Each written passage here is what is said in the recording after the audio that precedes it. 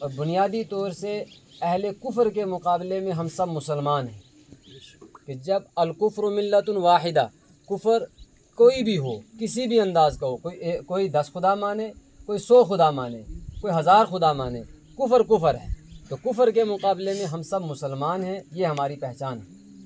اور اس کے بعد دین اسلام کے بعد اللہ تبارک و تعالیٰ نے جو ہم کو عظیم نعمت عطا کی ہے، وہ نعمت یہ ہے کہ اللہ تعالیٰ نے ہم کو نبیوں میں سے، جتنے بھی نبی اللہ نے بھیجے ہیں، ان نبیوں میں سے اپنے سب سے پیارے، لاڈلے اور آخری نبی جناب محمد الرسول اللہ صلی اللہ علیہ وسلم کی امت میں پیدا فرمایا۔ یہ بہت بڑے فخر کی بات ہے۔ چنانچہ بہت سارے انبیاء ہیں، ان انبیاء کا بھی ذکر ہے، اور ان انبیاء میں سے ایک نبی ہے حضرت عیسیٰ علیہ السلام۔ حضرت عیسیٰ علیہ السلام کو بھی اللہ تبارک و تعالیٰ اس امت میں بعد میں آگے دوبارہ نازل کریں گے، دوبارہ حضرت عیسیٰ علیہ السلام کا نزول ہوگا۔ اس سے اندازہ کریں کہ اس امت کا درجہ کتنا بلند ہے۔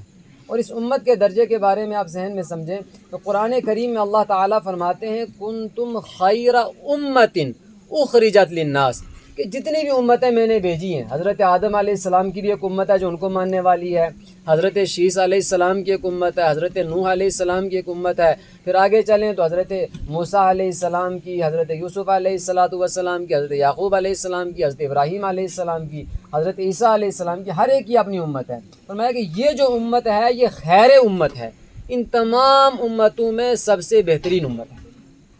تو دوسرا اللہ نے ہم پر یہ فضل کیا ہے کہ اللہ نے ہم کو آخری نبی حضرت محمد الرسول اللہ صلی اللہ علیہ وسلم کی امت کے اندر پیدا فرمایا۔ اور تیسرا اللہ تعالیٰ نے ہم پر جو احسان فرمایا، وہ احسان یہ ہے کہ اللہ تعالیٰ نے جو آسمانی کتابیں ہیں، تورات ہے، زبور ہے، انجیل ہیں اور دیگر صحیفے ہیں، ان میں ہمیں سب سے اعلیٰ اور افضل کتاب قرآن مجید عطا کیا۔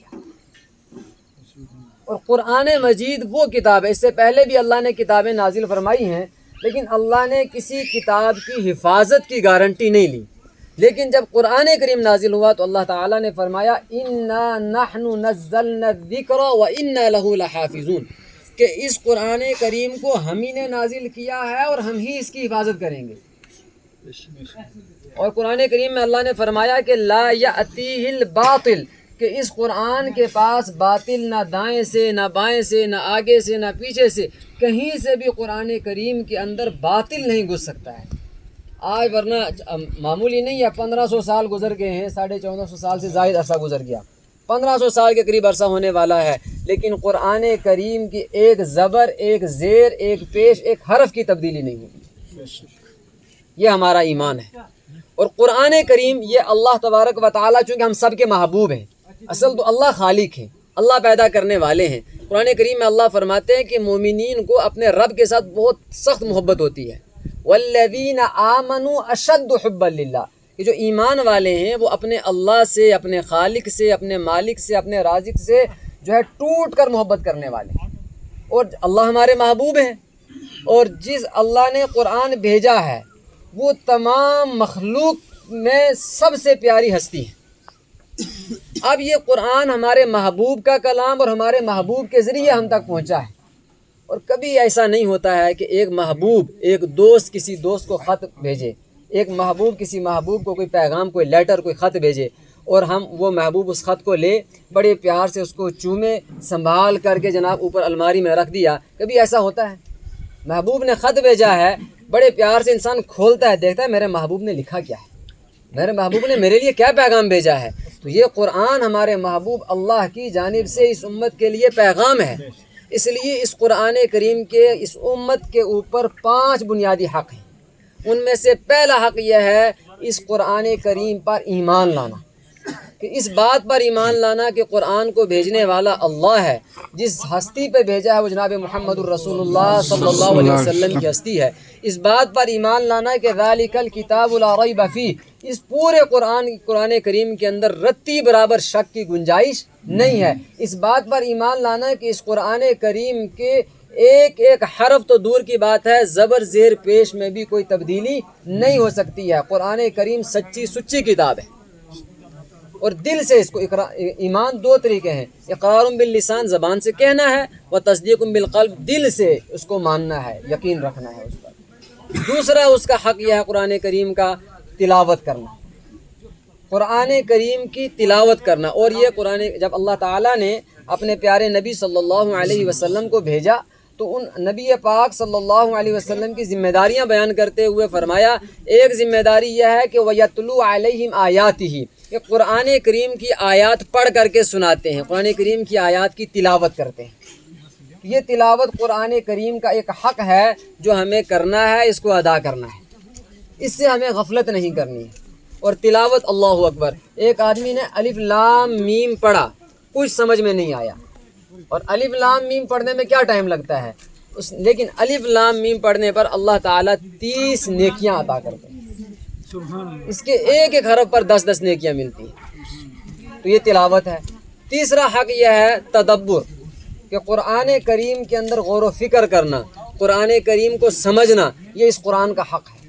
قرآن کریم کے اندر پارہ نمبر 26 میں غالباً اللہ تعالیٰ ارشاد فرماتے ہیں کہ افلا یتدبرون القرآن ام علی قلوب اقفالها، کہ کیا ہو گیا ان لوگوں کو کہ یہ قرآن کریم کو سمجھتے نہیں ہیں، تدبر نہیں کرتے ہیں، غور و فکر نہیں کرتے ہیں، کیا ان کے دلوں پر تالے لگ چکے ہیں؟ تو اللہ تبارک و تعالیٰ جوڑ رہے ہیں کہ ہمیں اس قرآن کو ساتھ میں سمجھنا بھی ہے۔ یعنی پہلا سٹیپ تو یہ ایمان لانا ہے، وہ تو جو بھی مسلمان ہے، اگر ایمان نہیں ہے مومن پھر نہیں ہے۔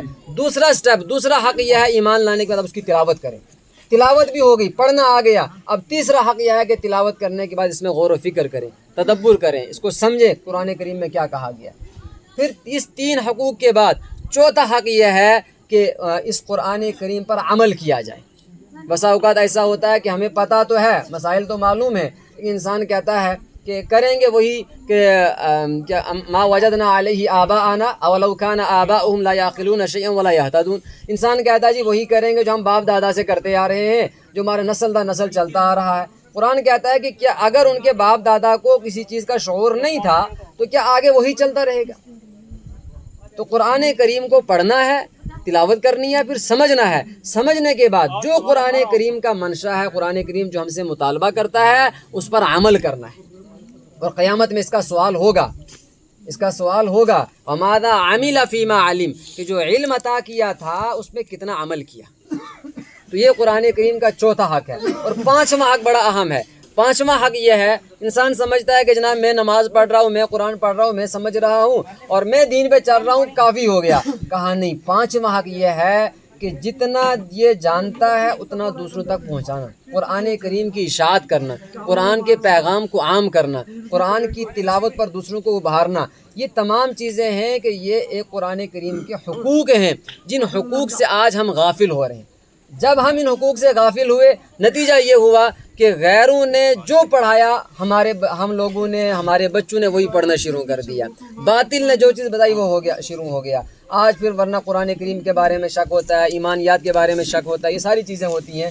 اس لیے ہمیں بنیادی طور سے یہ ہے کہ ہمیں جہاں اللہ تبارک و تعالیٰ کی ذات پر ایمان لانا ہے، ہمیں نبی پاک صلی اللہ علیہ وسلم کی ذات پر ایمان لانا ہے، اور آپ صلی اللہ علیہ وسلم کی ذات پر ایمان لانے کا مطلب یہ ہے کہ آپ صلی اللہ علیہ وسلم برحق نبی ہیں، آپ کی اطاعت کرنی ہے، آپ سے محبت کرنا، آپ سے عشق کرنا، یہ ایمان کا جز ہے، اور آپ صلی اللہ علیہ وسلم کی سنتوں پر چلنا یہ ایمان کا حصہ ہے۔ اور اسی طرح سے نبی پاک صلی اللہ علیہ وسلم پر کثرت کے ساتھ درود شریف پڑھنا یہ بھی اس میں داخل ہے۔ اور اس کے بعد قرآن کریم، کہ قرآن کریم کے 5 حقوق ہیں۔ پہلا حق یہ ہے اس پر ایمان لایا جائے، دل و جان سے تسلیم کیا جائے۔ دوسرا حق یہ ہے اس کی تلاوت کی جائے۔ تیسرا حق یہ ہے کہ قرآن کریم کو سمجھا جائے، غور و فکر کی جائے۔ چوتھا حق یہ ہے کہ قرآن کریم پر عمل کیا جائے۔ 5واں حق یہ ہے کہ جتنا جو ہمیں یہ معلوم ہے دین، جو قرآن ہمیں معلوم ہو گیا، ہم اس کی اب اشاعت کریں، آگے دوسروں تک پہنچائیں۔ اللہ تعالی ہم سب کو کہنے سننے سے زیادہ عمل کرنے کی توفیق عطا فرمائے۔